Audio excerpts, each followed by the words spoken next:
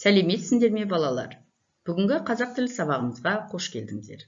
Бүгінгі сабағымыздың тақырыбы уақыт белдеуі.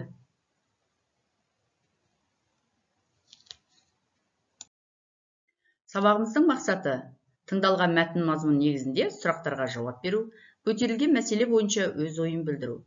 Жұрнақ арқылы жасалған туынды сөздерді және күрделі сөздерді ауызша және жазбаша тілдесім барысында қолдану. Сендерге берілетін бірінші тапсырма мәтінмен танысу. Ендеше мәтінді тыңдаймыз. Белдеулік уақыт. Бүкіл жер бетін меридиан бойынша 24 сағаттық белдеуге бөлуге негізделген уақытты есептеу жүйесі. Сағаттық белдеу ішінде ортаншы меридианның жергілікті зайырлық уақыты. Белдеулер Гринвич меридианынан бастап шығысқа қарай әрбір 150 бойлық бойынша саналады. Ал Гринвич арқылы өтетін нөлдік меридианды нөлінші белдеудің орта меридианы деп есептеуге келісілген. Әр меридиандағы орынның өзінің жергілікті уақыты бар. Мысалы, Алматы, Тараз, Шымкент қалалары әр меридианда орналасқан. Олардың жергілікті уақыттарында бірер минуттық айырма бар, бірақ олардың бәрінде де бірдей белдеулік уақыт қолданылады. Ыңғайлы болу үшін сағаттық белдеулердің шекаралары дәл меридианның бойымен емес, мемлекеттік не әкімшілік шекаралармен, өзен, суайрық бойымен, тағы да басқа жерлермен жүргізіледі. Белдеулік уақыт тұңғыш рет ақш-та 1883 жылы, ал КСРО-да, соның ішінде Қазақстанда 1919 жылы 1 шілдеде енгізілген. Қазақстан аумағын 2 сағаттық белдеу алып жатыр. Ендеше осы мәтін барысында мынандай сұрақтармен жұмыс жасаймыз. Бірінші, белдеулік уақыт дегеніміз не?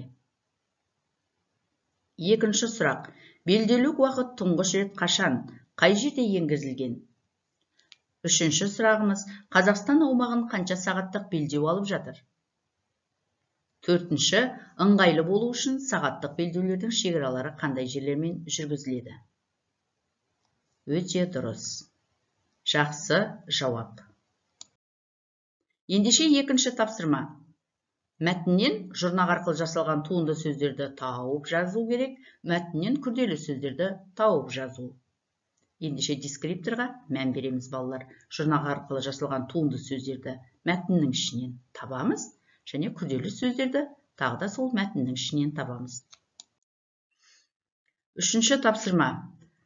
4 сөйлем әдісі арқылы уақытты бағалай білеміз бе? Сұрағына жауап жазыңдар. Әрине, бірінші пікір білдіреміз, дәлелімізді жазамыз, мысал келтіреміз және қорытындылаймыз. Дескрипторға мән береміз. Сондай-ақ төртінші тапсырма идеялар тоғысуы әдісі. Тыңдалған мәтін мазмұны негізінде жоғарыда берілген өздерің тыңдап кеткен мәтін бойынша жұмыс жасаймыз. Яғни бір сұрақ жазамыз, бір жауап жазамыз және бір идеяны ұсынамыз. Ендеше балалар, бүгінгі сабағымыз аяқталды. Ендеше назарларыңа рахмет.